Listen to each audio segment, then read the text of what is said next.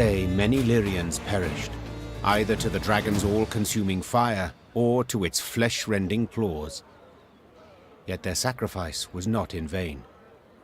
Together with the dwarves, they were able to grievously wound Keltullis, forcing him to flee.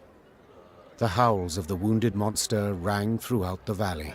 That's right, howl, you scurvy snake! Shouldn't he have attacked us, eh? Damn fuel lizard! Meave, that's Vavranic, elder of the town and all the Ferences. My regards, and condolences. Eh, tain't so bad. If nae for ye, wouldn't there be a stone left unrubbled?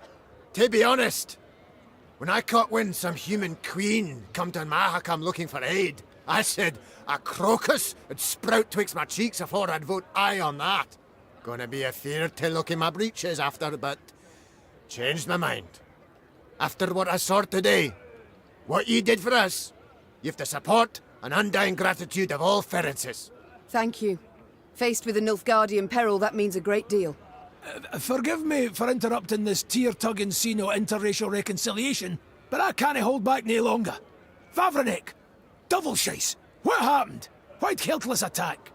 I ken as much as ye, meaning squat diddly.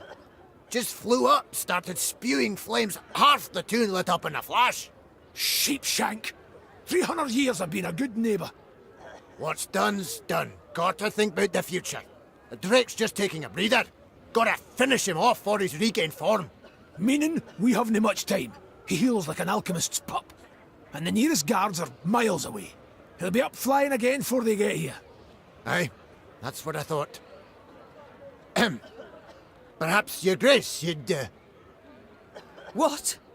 Jest you must. I ken you're tired frae the fight, dinna want to risk casualties, etc. But remember, the beast's sleeping on a bed of gold and rubies. All belonging by right to Bruther, of course. But if quibbling some wandered off, he'd nae notice.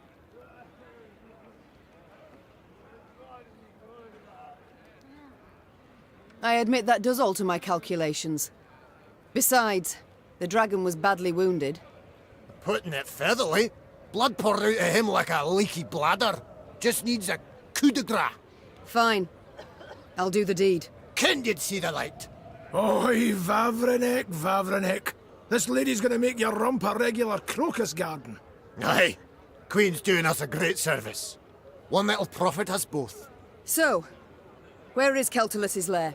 North of here. It's a vast cavern. Ye canna miss it. Meave bid farewell to Vavranic and set out on her way. Did her way lead to the dragon's lair, you ask? Shh. Let's not spoil the surprise.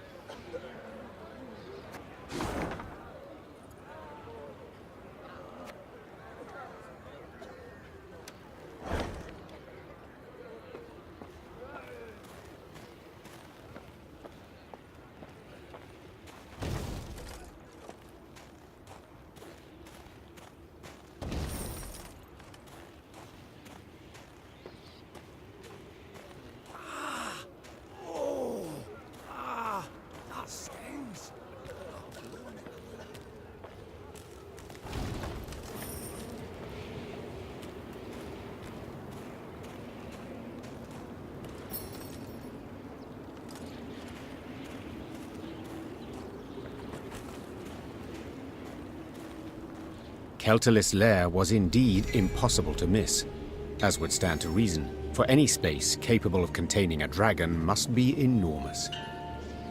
The lair's maw, a black triangle cut out of a vast plain of snow, loomed from afar. Confirming the dragon's presence was the powerful odor emanating from it, one of sulfur and blood. Well then, Gascon said, ready to become a legendary dragon slayer? My father oft said, never should you count pelts till the hunt is through. Meave said, dismounting her horse. It's all the more true when you hunt dragons. He's wounded, yes, but one puff of flame, and we shall be not legends, but corpses. Leave all thoughts of foolhardy bravery behind. The Lyrians crept across the dragon's threshold. They walked single file, shields raised, watched by bats hanging from the ceiling. Keltullis lay curled up on a bed of diamonds and gold coins turned red from his blood. Seeing how he strained merely to lift his massive head, Meve knew the dragon no longer posed any threat. Come to finish what your poison began? The monster croaked hoarsely. Fine. Do it then. Keltullis turned over, exposing his vulnerable underbelly, and waited calmly for the fatal blow.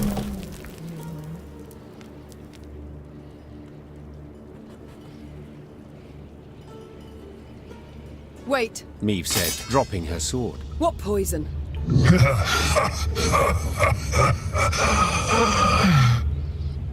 Keltullis laughed while squeezing his bleeding side in pain. So they didn't tell you? Lousy munchkins. Hey! Watch your tongue! Gabor yelled. Sides, I didn't ken anything about it. Keltullis looked the Lyrians over mistrustfully with his snake-like eyes, then began to tell his tale. The caravan Meve had met on the road was different to the others. This time, Keltullis's meat had been pickled in a special brine, one spiked with poison. As the dragon lay curled up in pain, Ferenc dwarves entered his lair and smashed his legs. So if I understand correctly, Meve interrupted. you're female. Correct. Same as you. As if on command, all Lyrian eyes turned to Gabor. Can you look at me?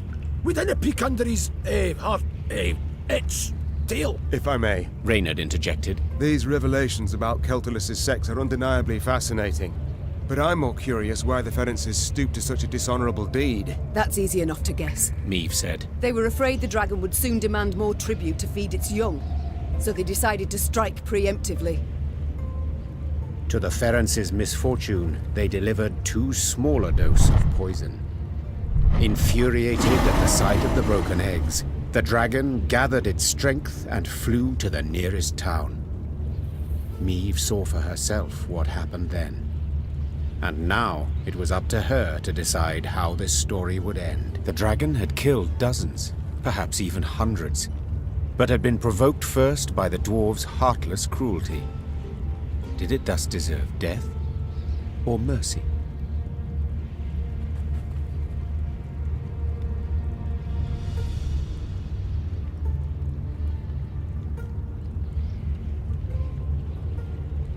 When judging my subjects, I would sometimes not know who bore the greater guilt. Said Meve. But as ruler, I had to reach a verdict, often a harsh one. The queen returned her sword to its sheath. This is not my land, Meve said. nor are these my subjects.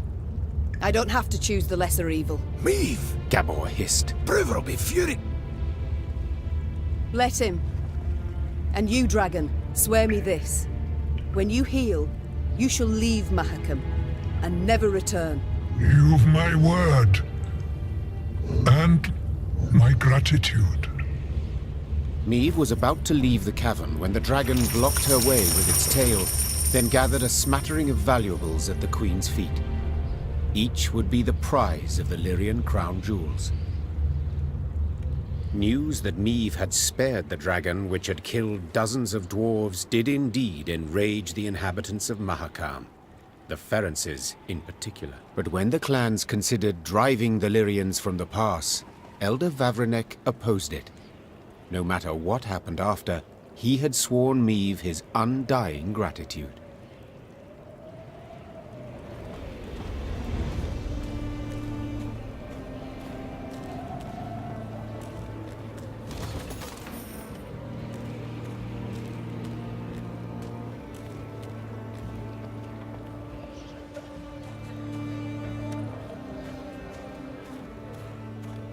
Trust a boarhead, and what do you get?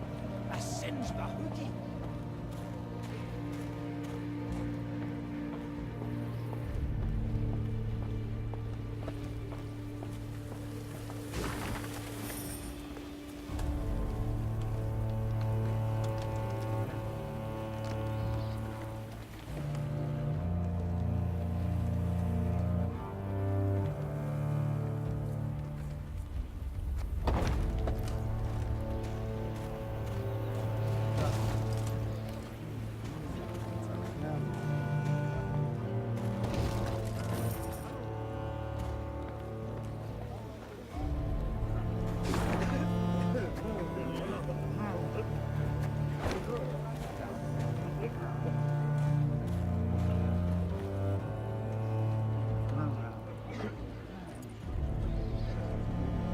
Meave squinted, the better to see the scene.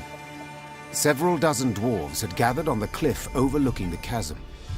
All were turned towards a ramp, at the peak of which stood a barrel. What is that gathering about? Asked the Queen. Have we a feast day? Nay, Answered Gabor grimly. 'tis an execution. A hairy head peeked out of the barrel. The long, pointy nose and ears left no doubt that it belonged to a gnome. The first Meave had ever seen in her life. Help! Save me! The gnome yelled. They aim to kill me! Cast me in the chasm! Shut your maw! Barked the dwarf standing next to him, who then shoved the gnome inside the barrel and covered it with a lid. Your crimes! The sheer weight of it, eh? No lighter punishment is fitting. The other gathered dwarves nodded approvingly. Two gripped the barrel, lay it on its side, then lifted it to cast in the chasm, paying the thumping from inside it no heed. The Queen mounted up and squeezed her mare with her knees to urge her forward. Soon after, she heard a loud, wailing cry, the sound of wood splintering, 100 dwarves cheer, and then quiet.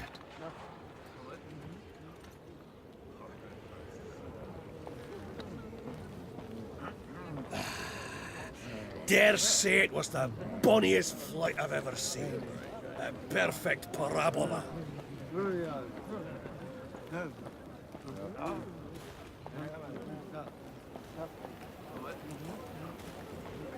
The blizzard's blowing in. Your Grace, perhaps we'd best pitch camp and wait for clear weather. Tain't a bad idea. Said we might be waiting a week. Then we march on. We've no time to waste. While we ride to and fro begging aid, Nilfgaard grows in power. We must obtain reinforcements as quickly as possible and liberate our home.